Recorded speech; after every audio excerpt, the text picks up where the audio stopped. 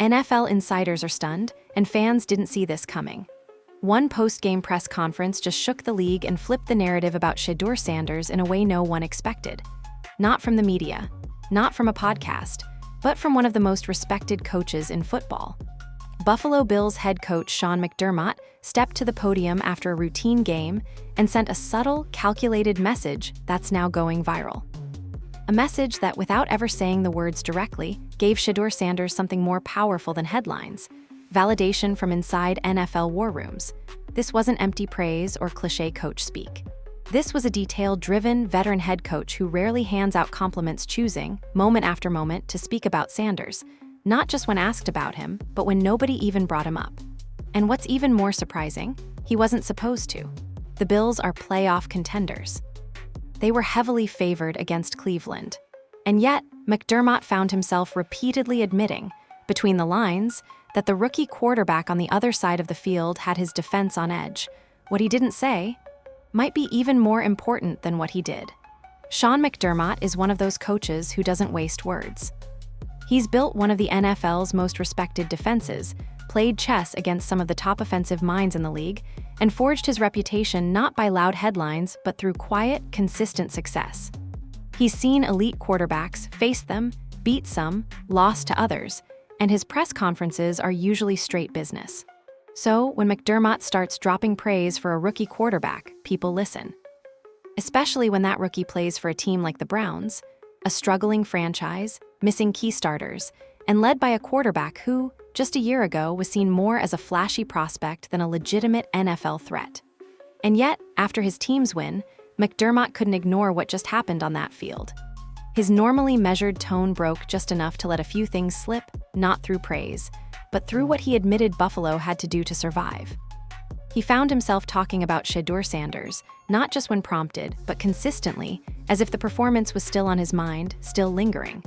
And in some ways, that tells you everything you need to know. This wasn't about stats. It wasn't about highlight throws. It wasn't about the flash. McDermott wasn't reacting to a viral moment or a single unbelievable play. Instead, he spoke the way coaches speak when something actually concerns them. He talked about adjustments, about moments they were on their heels, about needing takeaways to take over the game. Between every line, he was tipping his hand, showing that Sanders had done something real. He began by addressing his own team's performance, as you'd expect. He highlighted the trenches, praised his offensive line for keeping Myles Garrett relatively quiet, commented on linebacker Greg Rouso's production, talked about execution and clock management. It sounded like your average post-game report until it didn't. Because when the questions shifted, just barely toward specific matchups, McDermott brought up Sanders without hesitation. You could almost hear the respect filter in as he acknowledged the Browns' offensive struggles, pointing out that even though Buffalo dominated up front, Sanders still managed to make plays. And that wasn't supposed to happen. That's the point people miss. When a team has a clearly superior defense, facing a rookie behind a broken offensive line, they're expected to cruise. No drama. No risks, but that wasn't what happened, not even close. McDermott admitted that despite all the matchup advantages, his defense had problems it had to account for, problems that weren't schematic, they were Sanders. He explained that Buffalo had to stay balanced, that they couldn't lean too heavily on throwing the ball, even with Josh Allen under center. But why does that even matter in a breakdown of Cleveland's offense? Because it speaks to something deeper: possession control. They ran the ball not just to avoid Garrett, but to keep Sanders off the field, limit his touches, shorten the game. That's the kind of strategy coaches use against proven playmakers, against quarterbacks who can change the game if you let them get comfortable. That wasn't just a tactical decision. It was a message, a quiet admission that Buffalo didn't want a shootout. And how often do you say that when you're facing a rookie quarterback behind what's possibly one of the worst offensive lines in the league? If McDermott and his staff had believed Sanders was raw, unready, or easy to fluster, they would have done the opposite: forced long drives, pressured frequently, and gambled on takeaways. Instead, they did what they usually do against names like Mahomes or Lamar. They shortened the game and trusted their defense to hold on. And that fear was justified. In the first half, Sanders led an offense that barely even got into third down situations. Think about that. Against one of the NFL's fastest, most disruptive defenses, Sanders ran a scheme that stayed ahead of the chains. That means early down efficiency. That means smart decisions. It means he never gave Buffalo a chance to unleash their full arsenal on obvious passing downs. For a rookie, that's not just impressive. That's rare. McDermott said it himself. In the first half, the Browns only saw 2 third downs. That's not a stat you drop lightly when reviewing film. That's something that leaves a mark. Combine that with his clear emphasis on how Buffalo had to make adjustments, and you've got the picture of a coach whose team was slightly rattled, possibly even surprised. But never panic-stricken, because McDermott doesn't coach like that. He responds. And that's what they had to do for the first 3 quarters. By the second half, Buffalo started to regain control. But the third down distances started growing. Now they were 7 yards or more. The pass rush was getting through. But again, Sanders still converted some of them. That's the part you can't miss here. No pocket, third and long. Against Micah Hyde, Jordan Poyer, Trey White, all playing coverage behind one of the most dominating front sevens in football, and Sanders still found ways to move chains. Not consistently, but enough to keep them honest. And here's the thing McDermott never said, but made unmistakably clear. They couldn't afford to underestimate him. Not for a second. Even as the Browns fell behind, even as the Bills tightened their grip, the threat never fully disappeared. Because Shedeur wasn't just managing the offense. He was buying time, adjusting, diagnosing. And most importantly, he wasn't breaking down. That kind of composure. It freaks defensive coordinators out, especially when it comes from a young quarterback, especially one you expected to fold under pressure. You could feel it in McDermott's voice. This wasn't admiration, it was respect. A reluctant respect, maybe, but the kind that matters in this league. The kind that quarterbacks earn, not from media hype, not from viral highlights, but from making playoff teams sweat just enough that elite defenses have to change how they play. And that respect. It wasn't given lightly. It was earned snap by snap. There's a reason most rookie quarterbacks struggle, especially against defenses like Buffalo's. They break under pressure. They get flustered when coverages shift. They panic when their first read disappears. And when the offensive line collapses, the game turns into survival. Maybe you keep the score respectable, but you're not competing. You're just surviving. But that's not what happened with Shedeur Sanders. In the first half, something unusual started happening, and it caught Buffalo off guard. Their defense wasn't seeing third and longs. In fact, they weren't even seeing many third downs at all. McDermott mentioned it himself. The Browns only faced 2 third downs in the entire first half. That's almost unheard of against his defense. What does that really mean? It means Sanders was killing them before they could ever settle in. He was executing so well on first and second down that third down, the most dangerous situation for a young quarterback was barely even happening. When you're moving the chains early, avoiding obvious passing downs, you're forcing the defense to play on their heels. Buffalo's pressure packages? Useless. Their disguised looks? Wasted. Because Sanders wasn't giving them time to be creative, he was moving the ball before tricks could come into play. And remember, this wasn't with protection. This wasn't with world-class receivers running perfect routes. This was Sanders, behind a line that's been shredded in every analysis clip this season, shredding time from release to route completion, making decisions in seconds, identifying weak spots, and staying ahead of the rush. That's not just impressive. That's processing speed. That's football IQ. That doesn't happen by accident. That's film room work, preparation, hours studying tendencies, and trusting your read when the bullets are flying. Buffalo's defense saw it, and they adjusted. In the second half, Sanders finally started facing those longer third downs, average of 7 yards or more. Now we're in the danger zone. Now you're looking at 3rd and 7, 3rd and 9, 3rd and 11, McDermott's favorite hunting grounds. And yet Shedeur still converted them. Not all, not even most, but enough. He didn't fold. He didn't unravel like most young quarterbacks do when their protection loses integrity. He hung in, took hits, and delivered when the play called for it. And that's the kind of resilience you don't coach into somebody. That's wired in. And don't forget, this isn't garbage time. These were live drives, game still in reach, defense still bringing max pressure. And yet, Sanders was responding like someone who's been here before. That's what nobody expected. See, when Brandon Staley or Todd Bowles or even Belichick praises a quarterback, half the time at surface level, PR safe. He played well, he's got a bright future. But McDermott's praise? It didn't even sound like praise. It sounded like regret, like concern, like a coach who's realizing the film he watched all week was actually underestimating what this quarterback was capable of doing under live pressure. McDermott never said, Sanders is special, but he said Buffalo had to be two-dimensional to keep him off the field. He never said, "This kid is a problem," but he outlined 5-6 ways their game plan had to shift just to contain him. He never said, "We were in trouble," but applauded his staff for late-game adjustments to deal with things Sanders was exploiting. These aren't compliments. These are chessboard responses.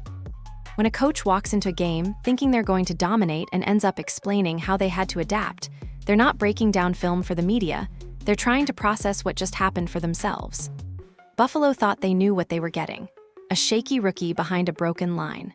What they got was a quarterback who didn't blink, who handled pressure, protected the football, stayed poised on long downs, and never gave the Bills the collapse they were waiting for.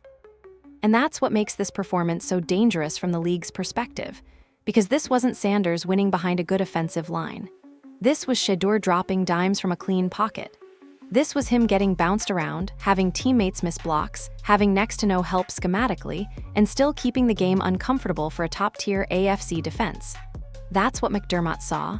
That's why he kept bringing it up, because you can't not respect it. You can't ignore it. It's not just effort, it's execution under impossible conditions. And for an NFL coach like McDermott, that matters more than any stat line.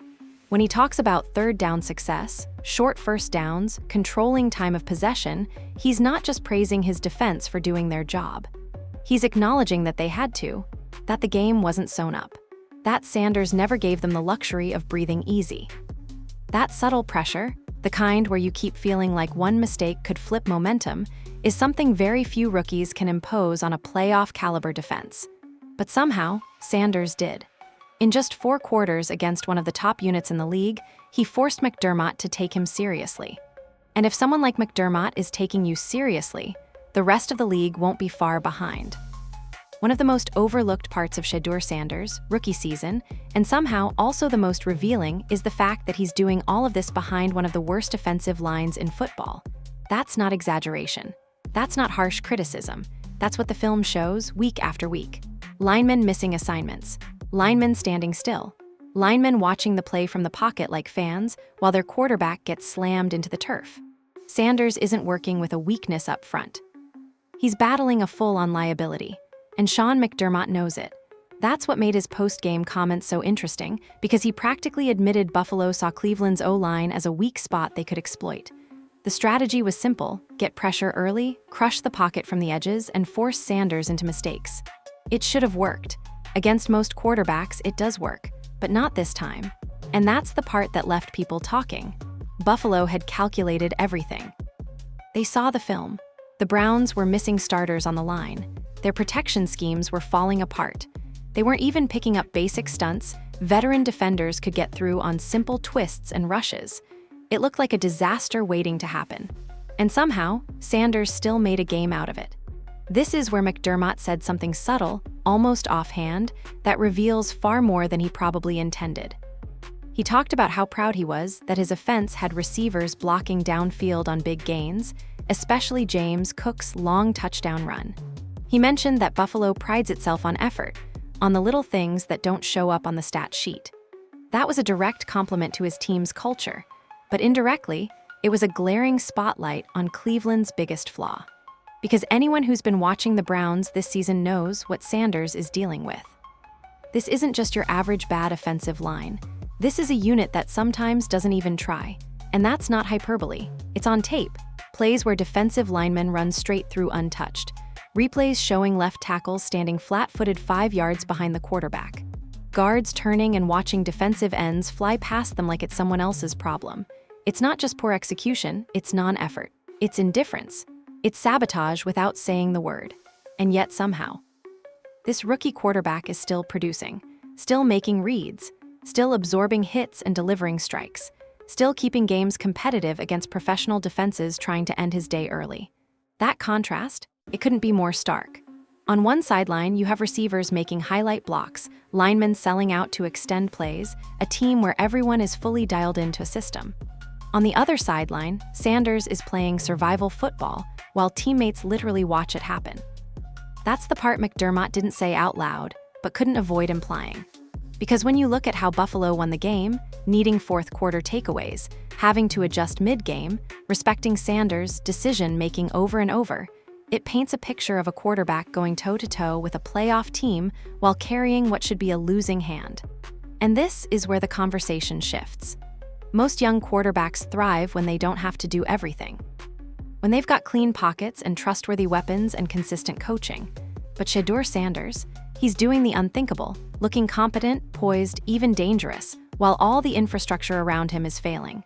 McDermott recognizing that even subtly is massive. Coaches know what tough situations look like. They know when a team is failing its quarterback. And when a quarterback still creates problems under those circumstances, it jumps out on film. It forces people to pay attention. That's why McDermott kept circling back to Sanders, because even though his own team won, it wasn't easy. Sanders kept the game uncomfortable just long enough to force Buffalo into their game, and he did it with almost zero help. This is where it gets really crazy. McDermott doesn't gain anything by complimenting Sanders. He has no incentive to pump up a division rival. No reason to throw flowers at the opposing quarterback.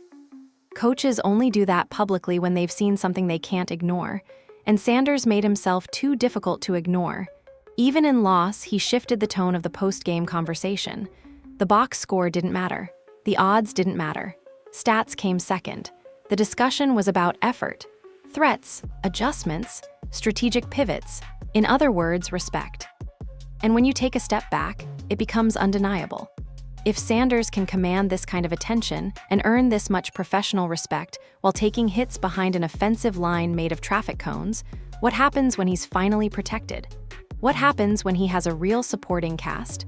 A coach who builds the offense around him instead of just hoping he survives? That's the question nobody really wants to ask in Cleveland, but they need to. Because if this continues, if Sanders keeps improving, keeps producing, keeps showing leadership in chaos, and the Browns do nothing to fix the deeper structural problems around him, it won't just be a wasted season. It could be the beginning of yet another wasted career. Ask any fan base who had a franchise QB once upon a time. They'll tell you the talent is only step one. The rest? Coaching, protection, culture, systems, buy-in. If those things aren't in place, it won't matter how good your quarterback is. And McDermott's post-game words, though calm and technical, hinted that even he could see it. Sanders has the goods. What he doesn't have is a shield. Not yet. Sometimes it's not what a coach says. It's what he has no choice but to admit. When Sean McDermott stepped to the podium, it was easy to miss the most important things. There weren't any viral quotes. No unforgettable sound bites. It all sounded like standard post-game recap, until you listened again. Because underneath the technical jargon and careful phrasing was something coaches rarely let slip. Buffalo didn't win because they dominated. They won because they capitalized.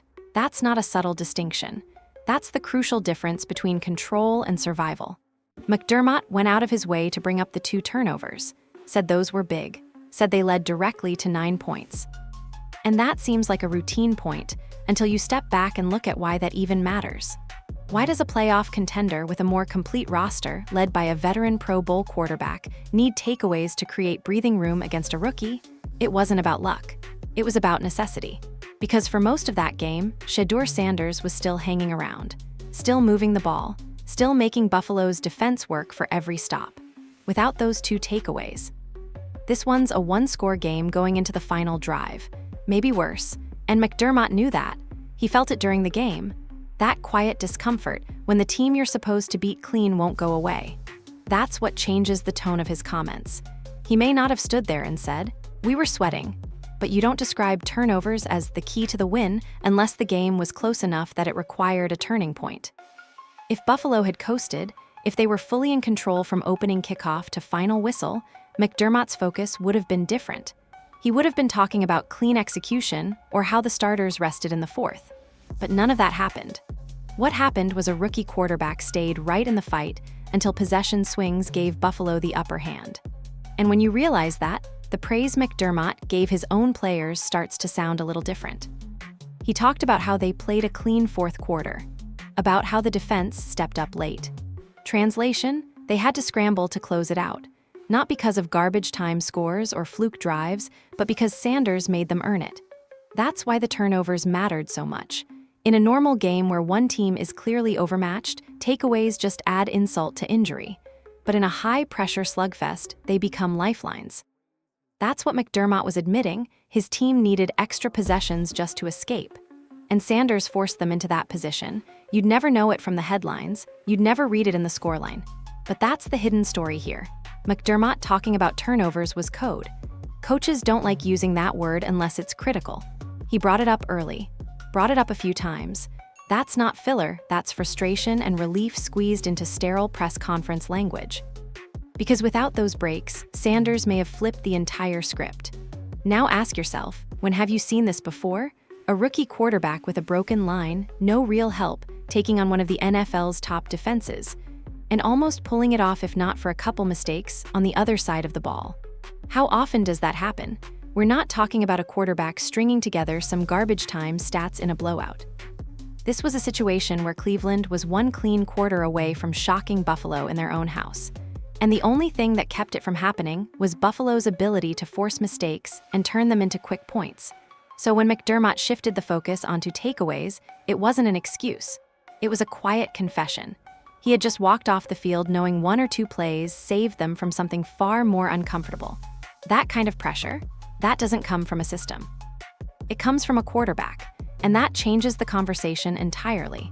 Because here you have a playoff coach, a Super Bowl contender, talking about how they had to lean on mistakes to win a game they were supposed to breeze through. He didn't blame his team. He didn't throw anyone under the bus. But what he did do was list off the reasons why it ended up being closer than it should have been.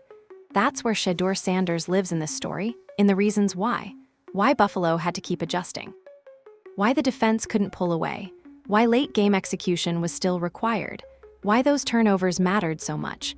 Why a finished deal never felt finished. When you hear analysts talking about how respected quarterbacks keep games close, this is what they're talking about. Quarterbacks who can hang around long enough that momentum can swing.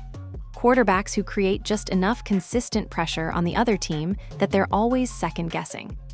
Quarterbacks who, even with limited stats or no flashy moments, are always a threat to flip the momentum if you make a mistake. McDermott felt every bit of that, and it came from a rookie most people still aren't looking at that seriously. But maybe that changes now. Maybe this is the game that shows exactly what Sanders is capable of, not when everything's going right, but when absolutely nothing is. His offensive line gave him no help. Buffalo stacked the box, disguised their rushes, attacked every weak spot. He still processed, still delivered, and still forced a playoff team to rely on turnovers to win. That's not just impressive, that's undeniable. And McDermott, without even meaning to, might have given Sanders the kind of compliment most rookies will never get, the validation of game day respect. When a coach like Sean McDermott respects you, you've officially entered rare air. Because McDermott isn't the type to exaggerate. He's the kind of coach who studies tendencies, ranks efficiency by decimal points, and lives in film rooms until the early morning.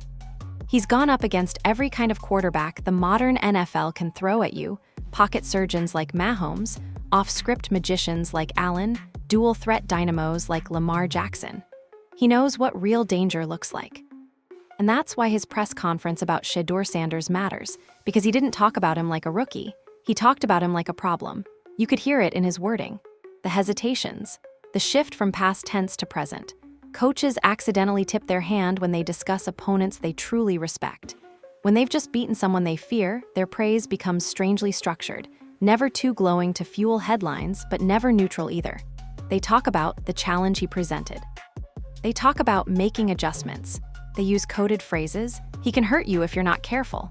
All of it sounds vanilla until you realize they only say those things about players who have actually made them uncomfortable.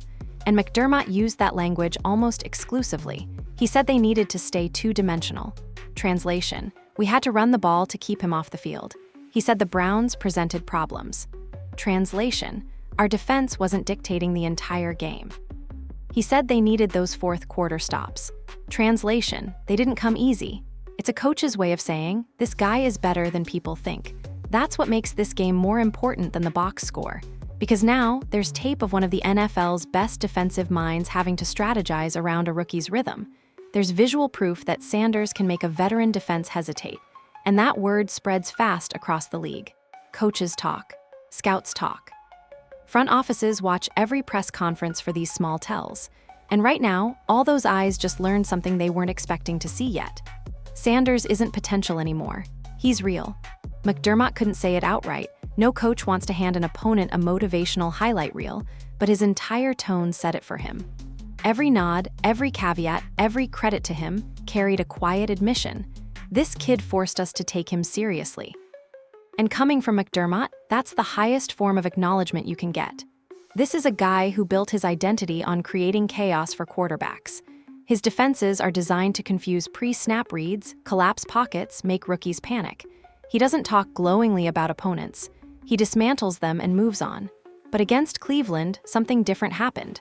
The plan didn't break Sanders. It just slowed him down. And in this league, that's the difference between project player and problem every coordinator now has to plan for. That's why this entire press conference has taken on a life of its own online. Thousands of fans are dissecting it frame by frame because they know what they just heard wasn't routine.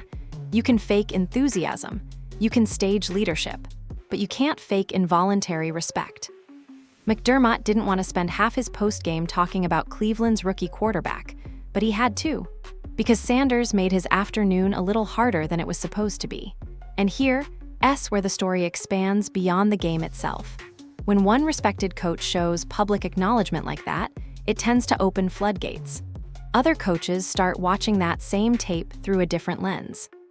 They stop seeing just a rookie with hype attached to his name and start seeing a quarterback who threatens defensive structure. From there, the conversation changes inside team facilities. Defensive coordinators begin designing safety rotations differently. Analysts on film shows talk about anticipation, pocket management, decision-making. The tone shifts from "can he" to "he already did." That shift is everything.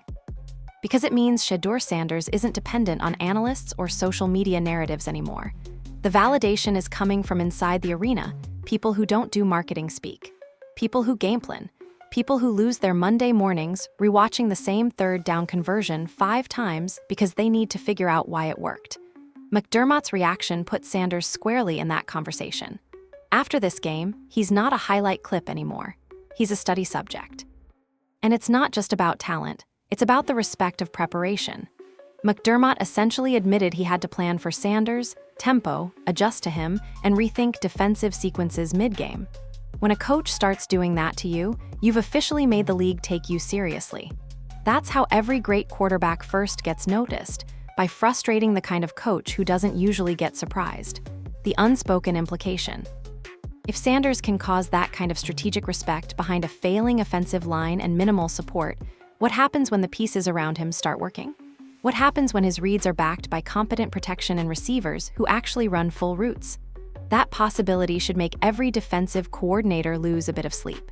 And McDermott knows it. You can sense it in how he closed out that press conference.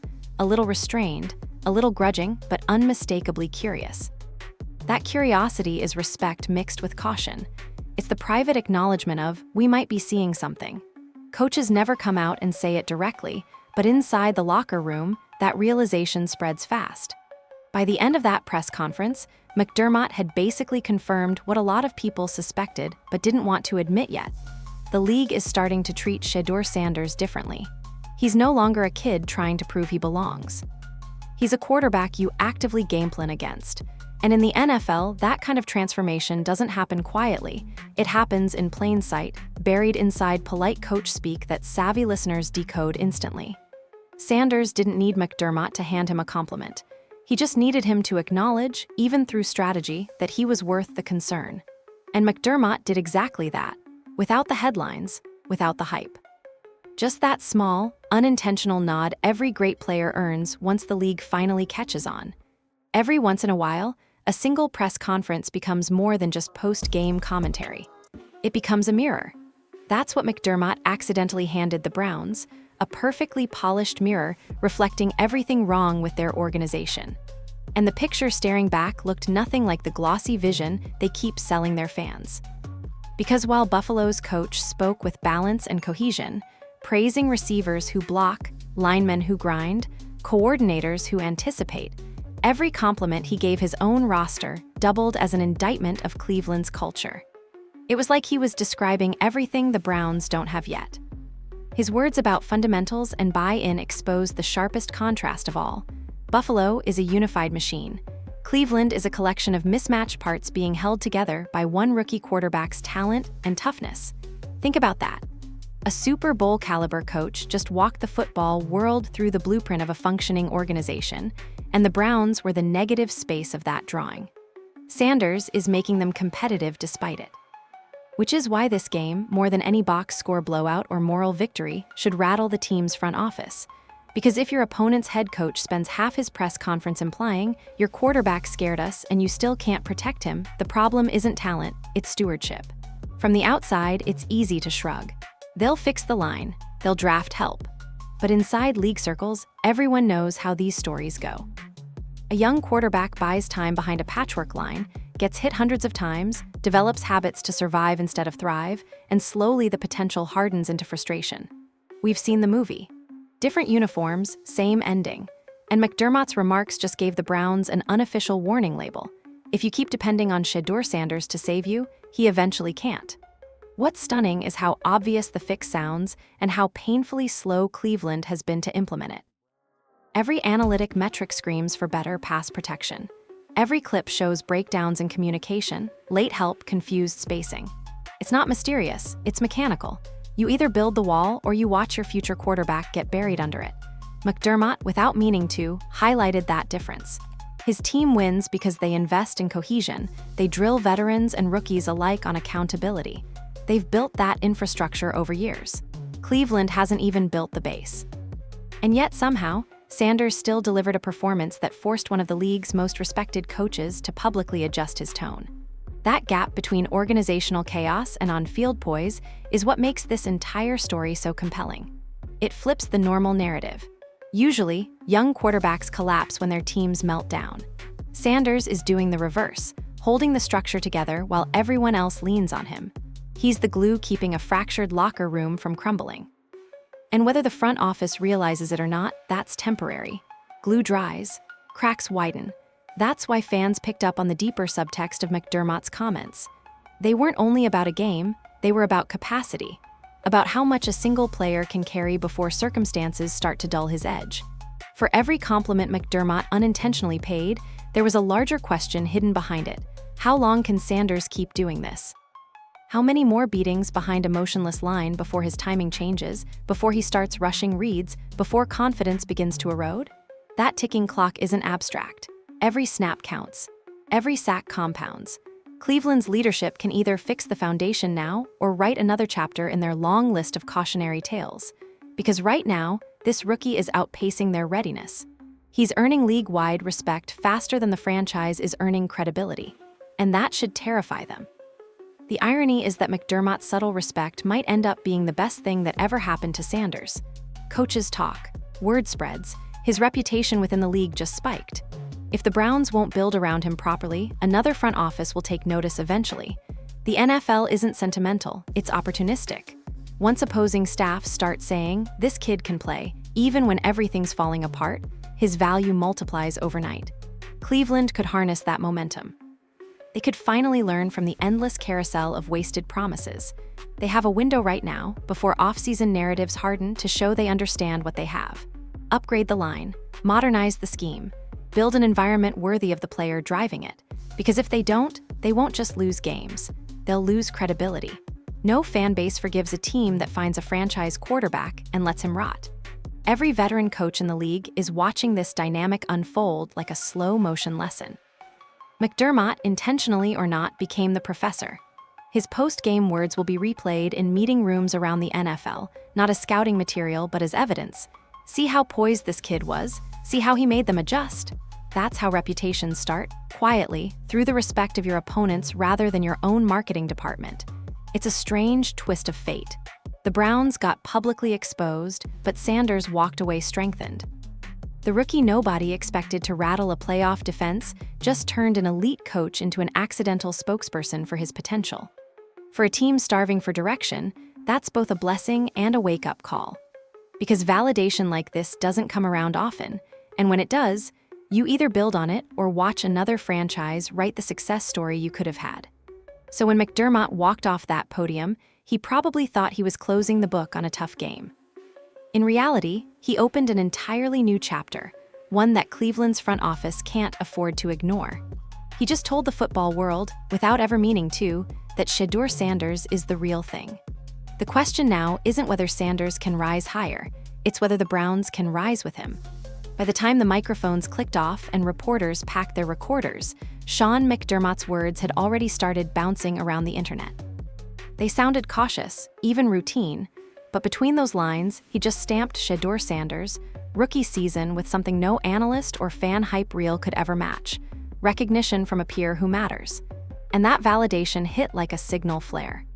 Suddenly, Sanders wasn't being talked about as a promising kid who might grow into the role someday. He was being cited as the reason one of the AFC's best defenses needed to adjust mid-game.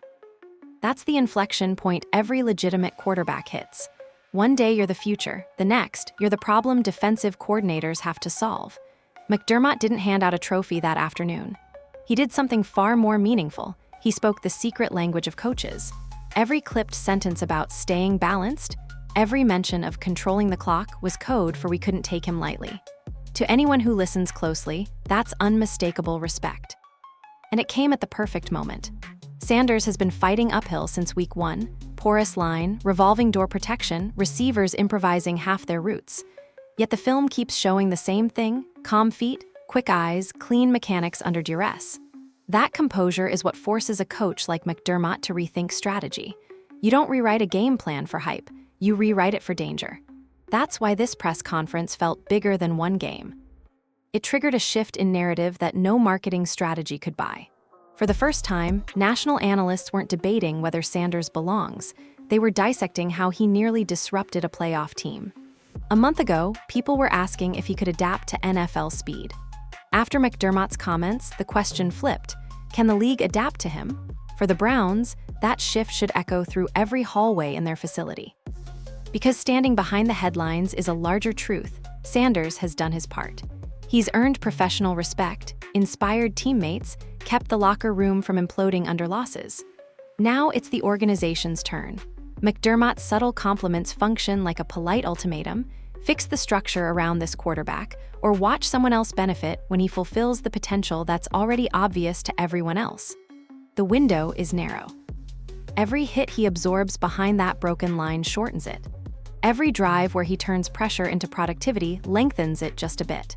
It's a running clock between brilliance and burnout, and the only way to stop it is investment: draft capital, coaching continuity, stability. That's the step every struggling franchise eventually has to take if it ever wants to change its reputation from dysfunctional to dangerous. And that's what makes McDermott's half-accidental endorsement so powerful. It didn't come from sentiment. It came from competitive necessity. He respected Sanders because he had to. Because on that field, amid all the noise, the rookie from Cleveland made one of the league's most meticulous defensive minds feel uneasy. That's the kind of performance that sticks with people long after stat sheets fade. Across the league, other coaches will notice. They'll study the tape, hear McDermott's measured tone, and quietly prepare for the day they face the Browns. They'll design pressure looks differently. They'll double-check contain angles. They'll spend more meeting room hours on a game that previously would have been circled as an easy win. That's how reputations form, in whispered adjustments before kickoff. For Sanders, that's monumental. Because every time a defensive meeting features his name on the threat list, it validates the work no one sees. The film study, the pocket discipline, the mental toughness that kept him standing while others flinched. It means the respect has crossed from commentary into football reality. And inside that reality, something else changes: the belief of his teammates. When a rival coach publicly acknowledges your quarterback, a locker room listens. Players commit a little harder. They start to see what others are seeing. Confidence multiplies. Suddenly, protecting him isn't just obligation, it's protecting the future. That's the ripple effect McDermott unintentionally set off. One post-game microphone exchange turned into a blueprint for credibility. Sanders doesn't need anyone to polish his image now. His opponents are doing it for him. What he needs, what he's earned, is infrastructure worthy of the signal he just sent to the league. The best part, he didn't have to say a word. He let his play and McDermott's reaction to it speak for him. That's how quiet revolutions start in the NFL. Not with slogans, but with a veteran coach realizing mid-sentence that a new quarterback is forcing him to think differently. So, as the season stretches on and the film circulates through scouting departments and front offices, remember this moment: the first public proof that Shedeur Sanders has shifted from storyline to standard. McDermott saw it, admitted it between the lines, and everyone else heard. What happens next isn't up to Sanders anymore. He's shown he can withstand pressure, process faster than expected, and challenge elite defenses with poise. The responsibility now belongs to Cleveland, to give him protection, to give him consistency, to stop waiting for luck and start building something real. Because if they don't, someone else eventually will. And when that day comes, the clip people will replay isn't a touchdown or a celebration. It'll be that calm press conference where a playoff coach, almost reluctantly, revealed the truth before anyone else dared to say it. The truth that a rookie, playing behind chaos, had already earned the NFL's respect.